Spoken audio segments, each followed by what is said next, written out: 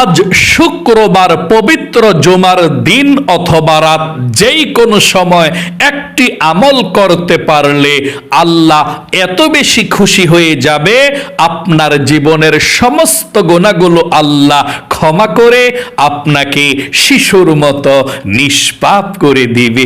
আল্লাহু আকবার। 2 নম্বরে, আপনার পরিবার সংসার থেকে যত অভাব অনটন আছে আল্লাহ সমস্ত অভাব অনটনগুলো দূর করে দেবে, রিজিকের সমস্ত বাধাগুলো আল্লাহ কেটে দিবে, আপনারা ধনী হবেন। 3 নম্বরে, আপনার জীবন থেকে এবং পরিবার সংসারের সবার বিপদ আপদ বালা মুসিবত দুঃখ কষ্টগুলো আল্লাহ দূর করে দিবে। 4 নম্বরে, আল্লাহ বৃষ্টির মতো রহমত নাজিল করবে এই আমলটি করলে। 5 নম্বরে, নবীজি বলেছেন, ও আমার উম্মতেরা, তোমরা এই আমলটি করে এই দোয়াগুলো পড়ে আল্লাহর কাছে চাও কি চাইবা, যা চাইবা তাই পাইবা। যেই দোয়া করবা সেই দোয়া কবুল হবে, মনের আশা পূরণ হবে, আল্লাহর আরশে আজিমের মধ্যে দোয়াটা চলে যাবে। আল্লাহু আকবার। তাহলে প্রিয় দিনী ভাই এবং মহিলা মা ও বোনেরা, পবিত্র জুমার দিন শুক্রবারে দিনে অথবা রাতে যে কোনো সময় একবার এই আমলটি করলেই হবে ইনশাআল্লাহ। তাহলে অবশ্যই আমলটা কিভাবে করবেন আপনাকে সেই নিয়ম কানুনটা জানতে হবে। একদম সহজে নিয়ম কানুনটা আপনাদেরকে বলে দেব, গভীর মনোযোগ সহকারে কথাগুলো শুনবেন ইনশাআল্লাহ। প্রিয় দিনী ভাই এবং মহিলা মা ও বোনেরা, কপাল খুলে যাবে এই শুক্রবারের আমলটি করতে পারলে। ভাগ্য পরিবর্তন হবে। আল্লাহর কাছে 2 হাত উঠিয়ে আমলটি করে যা চাইবেন তাই পেয়ে যাবেন। যে দোয়া করবেন সেই দোয়া কবুল হবে। আপনার মনের আশাকে আল্লাহ রাব্বুল আলামিন পূরণ করে দিবে। আল্লাহু আকবার। নবীজি বলেছেন, আল্লাহর কাছে চাও, এই আমলটি করে রিজিক চাইলে আল্লাহ রিজিক দিবে, ধন সম্পদ চাইলে আল্লাহ ধন সম্পদ দিবে, ধনী হতে চাইলে আল্লাহ ধনী বানাবে, বড় লোক বানাবে, মনের আশা পূরণের জন্য দোয়া করলে আল্লাহ মনের আশাকে পূরণ করে দিবে। নবীজি বলেছেন, এই আমলটি করলে আল্লাহ এত বেশি খুশি হয়ে যায়, সাথে সাথে আসমান থেকে রহমত নাজিল করে, সাথে সাথে আপনার গুনাহগুলো ক্ষমা করে দিবে, সাথে সাথে আল্লাহ আপনার প্রতি সন্তুষ্ট হয়ে যাবে। আল্লাহু আকবার। এই আমলটি শুক্রবার রাতেও করতে পারেন, দিনেও করতে পারেন, কোনো সমস্যা নেই।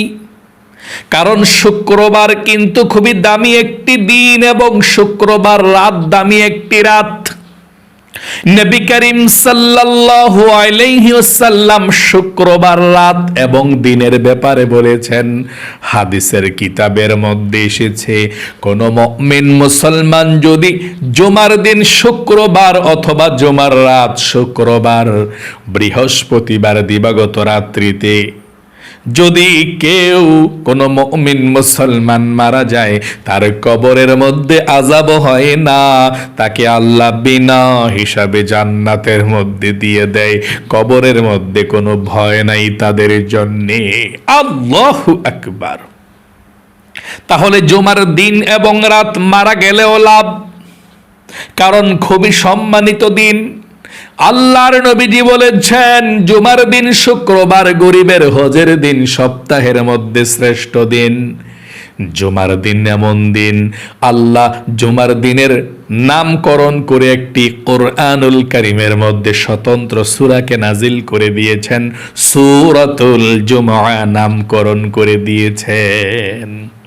এই জুমার দিন শুক্রবার অনেক ঘটনা আল্লাহ ঘটিয়েছেন অলৌকিকভাবে। হযরতে আদম আলাইহিস সালামকে আল্লাহ রাব্বুল আলামিন জুমার দিন শুক্রবার বানিয়েছিলেন। আদম আলাইহিস সালামের দেহের মধ্যে রূহ ফুৎকার দিয়েছিলেন জুমার দিন শুক্রবার। তিনি কথা বলেছেন, সাজদা করেছেন জুমার দিন শুক্রবার আল্লাহকে। আদম আলাইহিস সালামকে যখন জান্নাতের মধ্যে প্রবেশ করিয়েছিলেন আল্লাহ জুমার দিন শুক্রবার, গন্ধম ফল খাওয়ার অপরাধে জান্নাত থেকে যেদিন বের করে দিয়েছিলেন সেই দিনটাও ছিল জুমার দিন শুক্রবার। 1 বৎসর নয়, 2 বৎসর নয়, 350 বৎসর পর্যন্ত কান্না করেছেন, একটি দোয়া পড়ে আল্লাহর কাছে ক্ষমা চেয়েছিলেন। যেদিন আল্লাহ রাব্বুল আলামিন 350 বৎসর পরে আল্লাহ ক্ষমা করে দিয়েছিলেন সেই দিনটাও ছিল জুমার দিন শুক্রবার। কোন দোয়াটি পড়ে আল্লাহর কাছে ক্ষমা চেয়েছিল হযরতে আদম আলাইহিস সালাম? একটি বার দোয়াটি পড়ুন, রব্বানা যাল্লামনা আনফুসানা ওয়া ইল্লাম তাগফির লানা ওয়া তারহামনা লানাকুনান্না মিনাল খাসিরিন। আশা করি পাঠ করতে পেরেছেন। এই শুক্রবার এমন দিন, দুনিয়াকে আল্লাহ যেদিন ধ্বংস করে দিবেন, কিয়ামত সংগঠিত করবেন এই জুমার দিন শুক্রবার। জুমার দিন নবীজি বলেছেন আল্লাহর কাছে দোয়া করলে আল্লাহ খালি হাতে ফিরায় না, দোয়া কবুল করে। তাহলে চলুন আমি আপনাদেরকে সহজ আমলটির কথা বলে দিচ্ছি। আপনি আমলটি কিভাবে করবেন? একদম সহজ আমলটি। আপনি শুক্রবার রাতে অথবা দিনে যেই কোনো সময় আমলটি করতে পারেন। আমলটি করতে হলে সর্বপ্রথম ওযু করে আমলটি করলে সবচেয়ে বেশি ভালো। ওযু ছাড়াও আমলটি করা যায়, তবে ওযু সহকারে করলে বেশি ভালো হয়। আপনি আমলটি করতে হলে সর্বপ্রথম ওযু করবেন। ওযুটা নবীজির সুন্নাহ তরিকা মতো হতে হবে। ওযুর শুরুতে পাঠ করতে হবে বিসমিল্লাহির রহমানির রহিম। এভাবে আপনি বিসমিল্লাহির রহমানির রহিম পড়ে ওযু শুরু করবেন। ওযুটা সুন্দর করে করার পরে, ওযু করার পরে আপনি কালেমায়ে শাহাদাত একটিবার পাঠ করবেন। নবীজি বলেছেন ওযু করার পরে কালেমায়ে শাহাদাত পাঠ করলে 8 জান্নাতের দরজা আল্লাহ খুলে দিবে। আপনি যে কোনো জান্নাতের দরজা দিয়ে যেই কোনো জান্নাতে প্রবেশ করতে পারবেন। আল্লাহু আকবার। তাহলে আপনি ওযু করার পর কালেমায়ে শাহাদাতরা কিভাবে পাঠ করবেন শুনুন আমার সঙ্গে একটিবার। আশহাদু আল্লাহ ইলাহা ইল্লাল্লাহু ওয়াহদাহু লা শারীকা লাহু ওয়া আশহাদু আন্না মুহাম্মাদান আবদুহু ওয়া রাসূলুহু। এভাবে আপনি কালেমায়ে শাহাদাতরা পাঠ করবেন। যদি পারেন, না পারলেও সমস্যা নেই। তাহলে আপনি পবিত্র একটি জায়গার মধ্যে বসে যাবেন আমলটি করার জন্য। 1 নম্বরে আপনি নবীজির প্রেম ভালোবাসা মনের মধ্যে নিয়ে দুরূদ শরীফ পাঠ করবেন। এই দুরূদ শরীফ পাঠ করবেন আপনি কমপক্ষে 21 বার। 21 বার আপনি এই দুরূদ শরীফটা পাঠ করবেন 21 বার। আপনাদেরকে যেই দোয়াগুলোর কথা আমি বলে দিচ্ছি, প্রত্যেকটি দোয়া 21 বার করে করে আপনি পাঠ করবেন। 1 নম্বরে দরুদ শরীফ 21 বার পাঠ করবেন। আল্লাহর নবীজি বলেছেন 21 বার দরুদ শরীফ পাঠ করলে আল্লাহ রাব্বুল আলামিন আপনার উপরে সাথে সাথে 200-রও বেশি রহমত আল্লাহ রাব্বুল আলামিন নাজিল করবে। 210টা রহমত আল্লাহ রাব্বুল আলামিন আপনার উপরে নাজিল করবে। 210টা। শুধু তাই নয়, 210টা গুনাহকে আল্লাহ আপনার আমলনামা থেকে কেটে দেবে এবং 210টা নেকি আল্লাহ আপনার আমলনামার মধ্যে লিখে দিবে এবং একজন ফেরেশতা আপনার দুরুদের হাদিয়াটা নিয়ে নবীজির রওজা পাকে পৌঁছে দিবে। নবীজি আপনার নাম ধরে আল্লাহর কাছে রহমতের দোয়া করে দিবে এবং নবীজি খুশি হয়েছে। আল্লাহু আকবার, নবীজি খুশি হয়ে যাবে। তাহলে আপনি 1 নম্বরে 21 বার দুরূদ শরীফ পাঠ করবেন। কোন দুরূদ শরীফটা পাঠ করবেন শুনুন। আপনি যে কোনো দুরূদ শরীফ পাঠ করতে পারেন, সমস্যা নেই, তবে একটা দুরূদ শরীফ আপনি একদম সহজে পাঠ করতে পারেন 21 বার। আমার সঙ্গে সঙ্গে দুরূদ শরীফটা পড়ুন। 21 বার পড়বেন, এইভাবে পড়বেন, সাল্লাল্লাহু আলাইহি ওয়াসাল্লাম, সাল্লাল্লাহু আলাইহি ওয়াসাল্লাম, সাল্লাল্লাহু আলাইহি ওয়াসাল্লাম। এভাবে আপনি দুরূদ শরীফ প্রথমে পাঠ করবেন 21 বার, এভাবে যেভাবে বলে দিয়েছি। 2 নম্বরে আপনি ইস্তিগফার পাঠ করবেন 21 বার। জীবনের সমস্ত গুনাহগুলো ক্ষমা হওয়ার জন্য, নিষ্পাপ হওয়ার জন্য আপনি ইস্তিগফার পাঠ করবেন। আল্লাহ রাব্বুল আলামিন বলেছেন, আপনি যদি ইস্তিগফার পাঠ করতে পারেন, 1 নম্বরে আল্লাহ তাআলা আপনার জীবনের গুনাহগুলো ক্ষমা করে দেবে।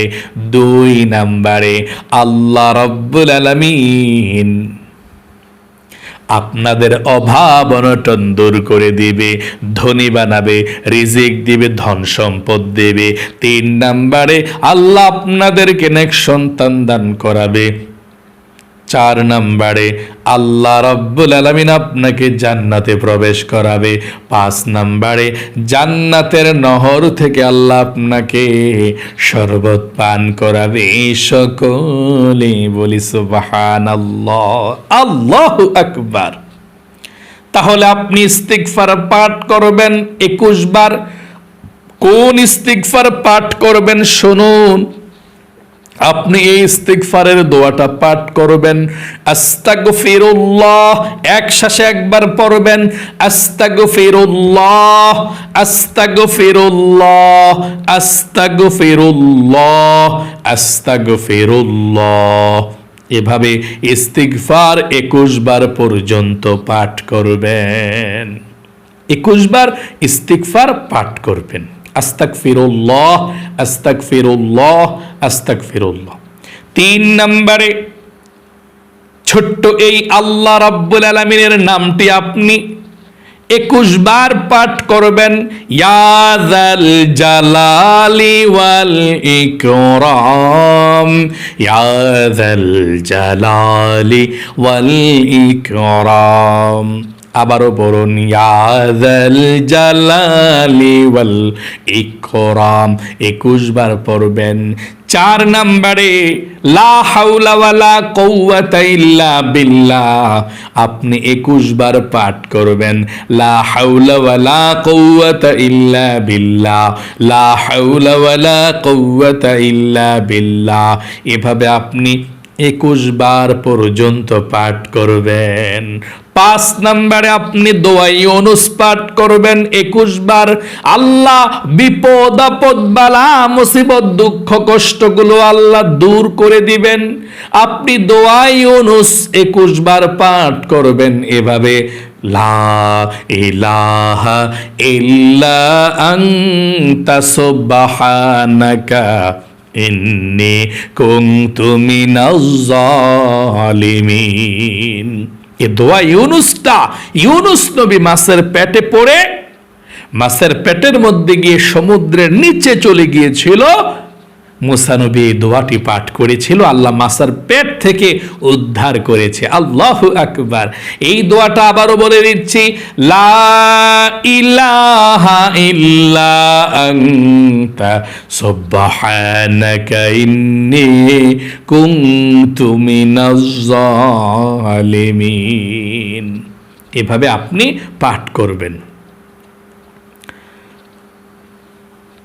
6 নম্বরে আপনি এই তাসবিহটা পাঠ করবেন, সুবহানাল্লাহ, আলহামদুলিল্লাহ, লা ইলাহা ইল্লাল্লাহু, আল্লাহু আকবার। আবারও বলছি, সুবহানাল্লাহ, আলহামদুলিল্লাহ, লা ইলাহা ইল্লাল্লাহু, আল্লাহু আকবার। এই তাসবিহটা 21 বার পাঠ করবেন, মানে প্রত্যেকটা তাসবিহ 21 বার করে পাঠ করবেন। আমি আবারও বলে দিচ্ছি সংক্ষেপে, প্রথমে দরুদ শরীফ 21 বার, সাল্লাল্লাহু আলাইহি ওয়াসাল্লাম 21 বার। 2 নম্বরে ইস্তিগফার 21 বার। কোনটা? আস্তাগফিরুল্লাহ, আস্তাগফিরুল্লাহ, আস্তাগফিরুল্লাহ। এভাবে আপনি ইস্তিগফার পাঠ করবেন। 3 নম্বরে আপনি আল্লাহর এই নামটা পাঠ করবেন 21 বার, ইয়া যাল জালালি ওয়াল ইকরাম, ইয়া যাল জালালি ওয়াল ইকরাম। 4 নম্বরে আপনি লা হাওলা ওয়ালা কুওয়াতা ইল্লা বিল্লাহ পাঠ করবেন 21 বার। 5 নম্বরে দোয়া ইউনুস, লা ইলাহা ইল্লা আনতা সুবহানাকা ইন্নী কুনতু মিনাজ জালিমিন 21 বার পাঠ করবেন। 6 নম্বরে আপনি সুবহানাল্লাহ, আলহামদুলিল্লাহ, লা ইলাহা ইল্লাল্লাহু, আল্লাহু আকবার 21 বার পাঠ করবেন। তারপরে আপনি আল্লাহ রাব্বুল আলামিনের কাছে মুনাজাত করবেন এভাবে, আল্লাহুম্মা আমিন। মুনাজাত ধরে 3 বার পড়বেন এটা, ইয়া যাল জালালি ওয়াল ইকরাম, ইয়া যাল জালালি ওয়াল ইকরাম, ইয়া যাল জালালি ওয়াল ইকরাম। তারপর আল্লাহর কাছে আপনার কথাগুলো আপনি বলবেন, কোন বিপদে আছেন, কোন সমস্যা, পরিবার সংসারে কোন অশান্তির মধ্যে আপনি আছেন, আপনি আল্লাহর কাছে মন খুলে বলবেন এবং আল্লাহর কাছে সবার জন্য দোয়া করবেন, পরিবার সংসারে সবার জন্য, আপনার জন্য, সবার জন্য দোয়া করবেন। এভাবে আপনি আমলটি করে দেখুন, ইনশাল্লাহ একবার আমলটি করলে যথেষ্ট, কপাল খুলে যাবে সঠিকভাবে আমলটি করতে পারলে, ভাগ্যটাই পরিবর্তন হবে। আল্লাহ এত বেশি খুশি হবে, আপনার জীবনের যৌবনের সব গুণাগুলো আল্লাহ ক্ষমা করে নিষ্পাপ করে দিবে। আল্লাহ আপনাদেরকে ভালো রাখুক, আপনাদের জীবনকে সুন্দর করুক, বিপদ আপদ দূর করুক। জীবনে একবার হলেও মক্কা মদিনায় যাওয়ার তৌফিক দেখ। সকলে কমেন্ট বক্সের মধ্যে লিখবেন আমিন এবং ভিডিওতে একটি লাইক দিবেন। যারা কমেন্ট বক্সের মধ্যে আমিন লিখে দোয়াতে অংশগ্রহণ করেছেন, ও আল্লাহ তাদেরকে তুমি লক্ষ লক্ষ টাকার মালিক বানাও, সবচেয়ে সুখে বানাও, আমিন। আজ এ পর্যন্তই, আবারও অন্য কোনো ভিডিওতে দেখা হবে ইনশাআল্লাহ। সেই পর্যন্ত আপনাদের সকলের সুস্বাস্থ্য আল্লাহর কাছে কামনা করে আজ এখানেই বিদায় নিচ্ছি। আসসালামু আলাইকুম ওয়া রাহমাতুল্লাহি ওয়া বারাকাতুহু।